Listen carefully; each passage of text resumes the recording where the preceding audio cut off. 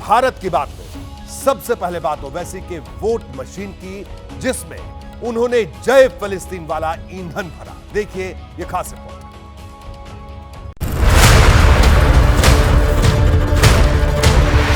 जय फलस्तीन, जय फलस्तीन। लोकसभा की सदस्यता की उर्दू में शपथ लेने वाले ओवैसी ने पहले भारत के संविधान की वफादारी की कसम ली और फिर जय भीम, जय मीम, जय तेलंगाना के जयकारे लगाए और इसके बाद जय फिलिस्तीन का नारा लगा डाला और फिर कह डाला अल्लाहू अकबर।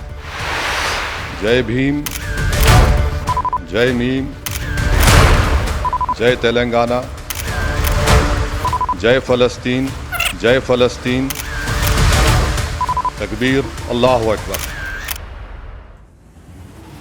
ओवैसी अपनी पार्टी ऑल इंडिया मजलिस इत्तेहादुल मुसलमीन के अध्यक्ष हैं।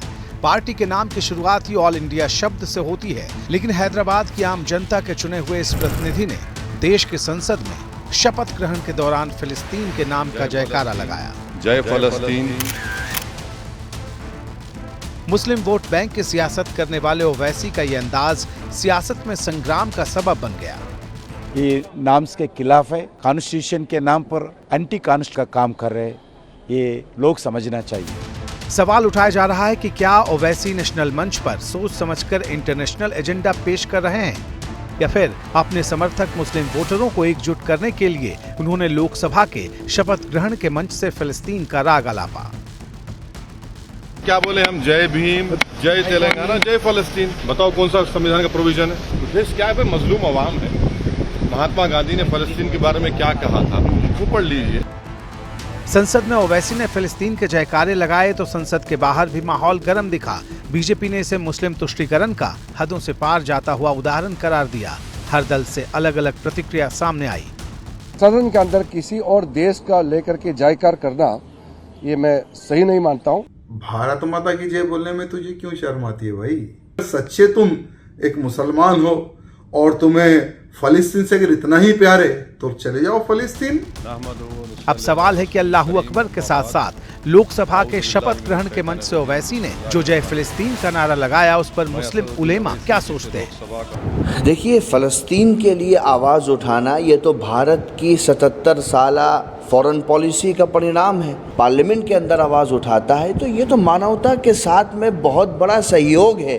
ये जो उनकी शपथ है वो शरीयत की रोशनी में भी जायज़ नहीं करार दिया जा सकता और सियासी एतबार से भी उसको सही नहीं कहा जा सकता। ओवैसी ने जो कहा सोच समझकर कहा होगा। कई मौके पर गाजा में हमास के खिलाफ एक्शन पर ओवैसी मुखर रहे हैं। फिलिस्तीन के खिलाफ इजराइल के एक्शन पर ओवैसी आक्रामक भाषण पहले भी देते रहे हैं, लेकिन ऐसा पहली बार है जब उन्होंने फिलिस्तीन का जिक्र संसद के शपथ ग्रहण के मंच से किया है, जिसने विवाद के बवंडर को जन्म दे दिया है। मूल पाठ में जो विषय नहीं है वो रिकॉर्ड से निकाल दीजिए। हालांकि पीठासीन अधिकारी राधा मोहन सिंह ने लोकसभा में हंगामे के दौरान कहा कि शपथ के बाद कहे गए फिलिस्तीन वाले शब्द को सदन की कार्यवाही से हटा दिया जाए। शब्द भले ही सदन की कार्यवाही से हटा दिया गया हो, लेकिन विवाद अपनी जगह कायम है। लोकसभा में आज जो कुछ हुआ वो चौंकाने वाला था, हैरान करने वाला था, लीक से हटकर था, लोगों की उम्मीदों से उलट था। ऐसा लगा कि थोक के भाव में हर दल के सांसद अचानक एक दिशा में आगे बढ़ चले। आखिर शपथ का ये स्लोगन पथ क्या था? अब जरा ये समझ लीजिए। देखिए, दरअसल शपथ ग्रहण के बाद नारे लगाने को लेकर नियम तय नहीं है, इसका जिक्र ही नहीं है, इसलिए ये सही है या गलत ये तय करना बेहद मुश्किल है। ओवैसी ने कहा कि फिलिस्तीन की जय का नारा संविधान के अनुरूप है, ये ओवैसी कहते हैं, इसमें कुछ गलत नहीं है, ये उनका कहना है। तो बीजेपी ने कहा कि ओवैसी ने संविधान का नाम लेकर गैर संवैधानिक काम किया है। संसदीय कार्य मंत्री किरण रिजिजू कह रहे हैं कि नियमों की जांच करनी होगी कि फिलिस्तीन का नारा लगाया जाना सही था या गलत। नियम साफ नहीं है, इसी वजह से हर दल के सांसदों ने इस मौके का भरपूर इस्तेमाल किया। जैसे ही घड़ी का काटा दोपहर 2:30 पे आए, बबीता जी का दिल सास बहू साजिश के लिए मचल जाए। और ये है इनकी बहू पूरे दिन ऑफिस की टेंशन हो जाए गॉन जब ये करें अपना फेवरेट शो फ्री टाइम पे ऑन।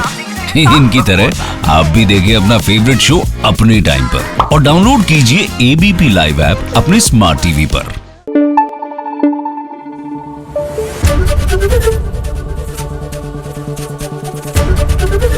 एबीपी न्यूज आपको रखे आगे।